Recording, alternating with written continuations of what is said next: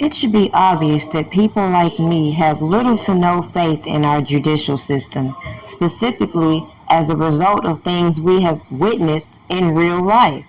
But then when things start to take a left on this internet, and it becomes obvious how low prosecutors will go in order to strike a deal with common criminals, clearly this is the message that I have brought in documenting some of the strange activities that individuals introduced into R. Kelly's case that a lot of people would like to say he had involvement in. However, I like to keep my reservations to the side, considering if you know what I know, you would know that a lot of people just painted that image in order to facilitate this RICO against Robert Kelly. You might be asking, Prima, why do you say that? Well, when I started to present to my audience a lot of janky behaviors coming out of these R. Kelly fan groups, and I started to associate all of these people who claim to be in R. Kelly's inner circle moving behind these individuals, doing all of this stuff behind the scenes, and it started to manifest into R. Kelly's case, then prosecutors allow individuals to threaten so-called prosecutors, cut them a deal, and ignore all of the behaviors they presented on these platforms that would also give reasonable doubt to R. Kelly not being involved with a lot of the actions they put on display, even though he was held accountable for the bull crap we witnessed. What we saw was the motivating factor as to why people turn against Robert Kelly, mainly because they're waiting on him to speak out, which is the same thing I've said years ago when it came to these individuals acting on his behalf.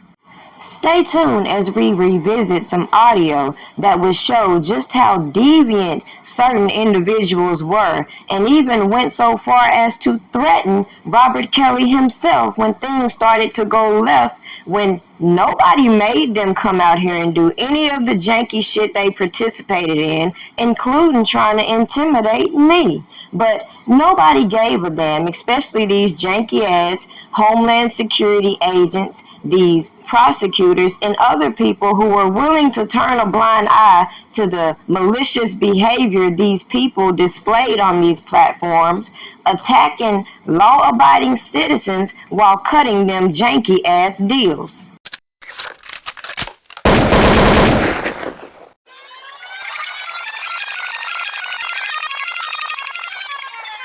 Hello and welcome to Prima Donna News, where we give our perspectives about the trending topics. We don't follow any agendas or blindly comment on topics without first doing diligent research to weed through valid information from the propaganda being pushed. Enjoy the topics and don't forget to like, share, and subscribe if you haven't already. Get the bag, get the bag. Y'all niggas know what it is. You know we get the bag, get the bag.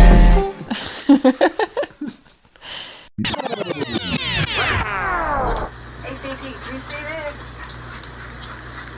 Look, if it ain't official Dana J, Prima Donna News, I don't even want to see it. Just take the time. Now, one thing's for sure and two things for certain.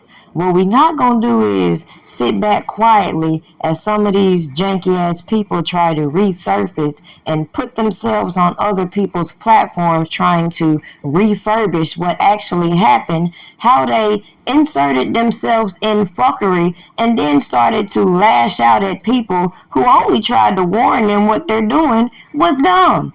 All trying to protect certain individuals who clearly showed up in R. Kelly's paperwork as they tried to distract R. Kelly's fans and scam the public. Now, it was one thing to get on these platforms and to click up and to start releasing malicious content, attacking content creators such as myself, but then when you start to conspire and plot these murder for hire and all these other janky ass distractions that are obviously illegal, And the government is watching all of this, however, sits here and put charges against the individuals on behalf of some prosecutors being threatened, like they're not watching these individuals get on these platforms and threaten the man himself because they're dumb. Oh, don't believe me? Just listen to this and tell me what you think about what you hear and why I could give zero shits about if this person actually threatened these prosecutors or not, considering, like I said, they clearly watched all of these deviant behaviors playing out on these platforms and only tried to figure out ways to connect it to these janky ass people that call themselves in R. Kelly's inner circle, in his fan group, or just in general doing shit on their own behalf, trying to make it look like they're doing it for him. Bro, I'm gonna be honest, bro. R. Kelly didn't hold up his side of the bargain. I stood on my word. Like, at this point, he could have made money off letting me write the book for him and sign the contract, bro. I told him I don't want no royalties. I just want credit for writing the book. But now I got enough information. I'm finna just put out the book and tell everything, bro. And he ain't gonna get nothing at this point. You know what I mean? So yeah, the book coming, bro. And I'm exposing everything we talking about, bro. What that nigga tell you when he got mad? You call me telling me you was extort those niggas. I'm gonna tell everything you was gonna extort them people. You was gonna extort them. Why was Debo gonna extort some niggas that he working with? Huh? Huh? Tell me that.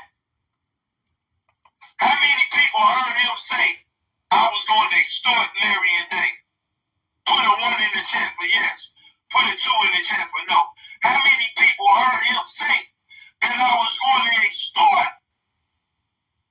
Bozo and the Masked Man? How many people heard him say that I was going to extort him? Put a 1 in the chat for yes. Put a 2 in the chat for no. How the fuck I'm gonna be working with a motherfucker? He out on the fucking street and told your ass I was gonna fucking extort. Ain't it comical looking back that my whole point in documenting everything these weird ass people were doing, supposedly helping R. Kelly, was just to put them on Front Street and how they're putting a whole lot of shit that ain't got nothing to do with R. Kelly in his case, beefing with each other on the internet. I don't know how many times I clearly said that if I felt like people were informants, I'm most definitely not going to be beefing with them on the internet to distract the people.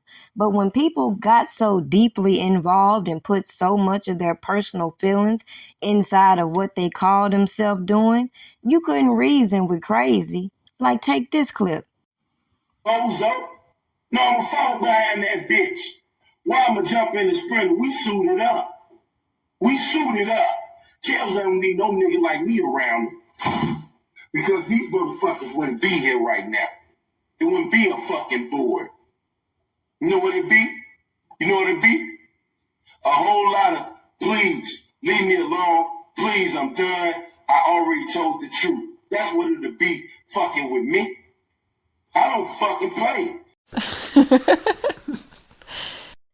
Now, obviously, in between creating all these janky-ass distractions, beefing with one another, beefing with informants, beefing with people they once called friends or got on these platforms bullshitting with, and their direct contact with some of these so-called bad act witnesses, and even bringing in individuals from these janky-ass fan groups to mask as John Does, it should be a no-brainer why I side-eyed the damn FBI's janky-ass investigation when, again, it didn't matter what they did to people. It didn't matter what they did to these witnesses trying to masquerade like they're being intimidated when we're not even supposed to know who they were, considering They went out their way to make them John and Jane Does and forget all the story times that connected the allegations they made that made it common sense for a person like me to connect the dots. Nonetheless, it didn't take a genius wide side-eyed Homeland Security and all of these bad act witnesses on these platforms engaging with these weird-ass people threatening them, threatening prosecutors, and then turning their focus to R. Kelly. That I got enough power to get his cousin killed. In real life. And I mean that shit. Hey, look, Asian plays the boat. I will get that nigga touched in motherfucking Carolina prison. I will get R. Kelly ass touched. I've been a vice lord my whole life. It's vice lords in that facility. I will get that nigga killed. I'm so plugged with this motherfucking shit that nigga won't make it out. Let me say this. I will get that nigga killed. Mean that shit. Go ask Ryan Chabot, am I lying? Go ask the 3 prosecutors that charged me with threats if I'm lying.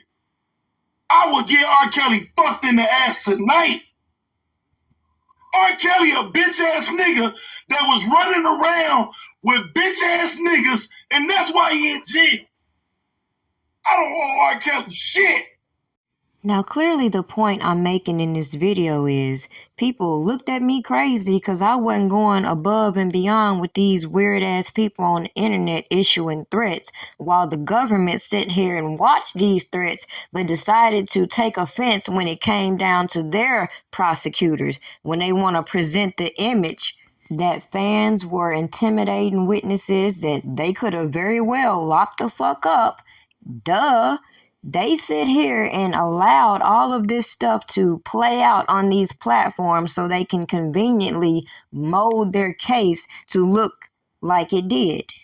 And yet, individuals wanted to take offense that I remained in my position and gave this man the benefit of the doubt when all these storytellers emerged on this YouTube platform, when all these informants and provocateurs start to meddle in this man's case, and when these janky-ass prosecutors conveniently started to supersede his indictment based on information that was being put on these platforms.